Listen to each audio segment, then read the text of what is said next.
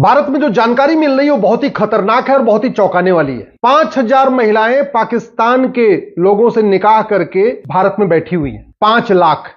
और जो महिलाएं भारत में हैं जिन्होंने पाकिस्तानियों से निकाह किया है उसमें किसी के 8 बच्चे, किसी के 9 बच्चे, किसी के 6 बच्चे, 5 से कम तो मिल ही नहीं रहे। 10-12 बच्चे वाले भी परिवार मिल रहे। अगर एवरेज 5 बच्चे मान के चलिए तो 5 लाख महिलाओं से लगभग 25 लाख बच्चे जिसके फादर पाकिस्तानी हैं, वो 25 लाख बच्चे भारत में रह रहे हैं। और वो बच्चे कोई छोटे भी नहीं, वो बड़े हो चुके हैं, उनका शादी विवाह भी हो चुका है। यानी 5 लाख महिलाओं ने पाकिस्तानियों से शादी किया, उनके ऑन एन एवरेज लगभग 25 लाख बच्चे पैदा हुए। वो माँ भी, वो दादी भी बन गई हैं, वो नानी भी बन गई हैं और वो अम्मा भी बन रही हैं। तो लगभग 25 लाख नाती और पोते। ये बहुत ही बड़ी खतरे की घंटी है। सवाल ये है, ऐसी घटनाएं अरब, दुबई, कुवैत, बहरीन में क्यों नहीं होती हैं? कभी आपने सुना कि अरब, दुबई, कुवैत, बहरीन की कोई महिला भारत में आके किसी से शादी की हो, निकाह की हो और वहां की नागरिकता उसने ले रखी हो? कभी आपने सुना कि अमेरिका या सिंगापुर या जापान या चीन के किसी महिला ने भारत में आके शादी किया हो और वहां की नागरिकता ले रखी हो? नहीं सुना होगा। लेकिन भारत में ऐसा हुआ है। 5 लाख महिलाएं, उनके 25 लाख बच्चे,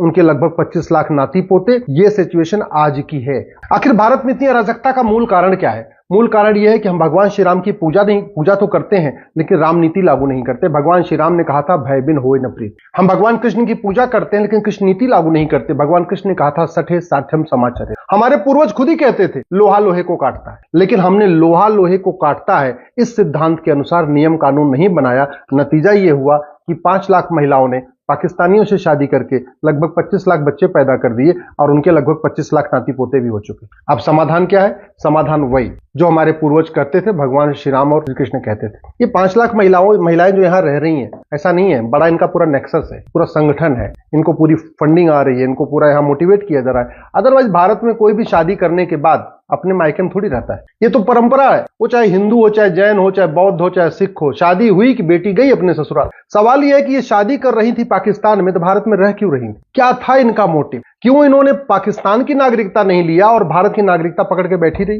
ये तो तभी पता चलेगा जब narco polygraph brain mapping test हो। लेकिन मैं पूरी जिम्मेदारी के साथ कह रहा हूं, ये एक ऑर्गेनाइज वेल प्लान्ड क्राइम है और ऑर्गेनाइज क्राइम से निपटने के लिए हर राज्य के पास कानून है। महाराष्ट्र के पास मकोका है, गुजरात के पास गुजकोका है, यूपी के पास गैंगस्टर एक्ट है, किसी के पास गुंडा एक्ट है, सबके पास अपना अपना कानून। लेकिन पुलिस लगाती नहीं है क्योंकि कानून में लिखा ही नहीं है कि भारत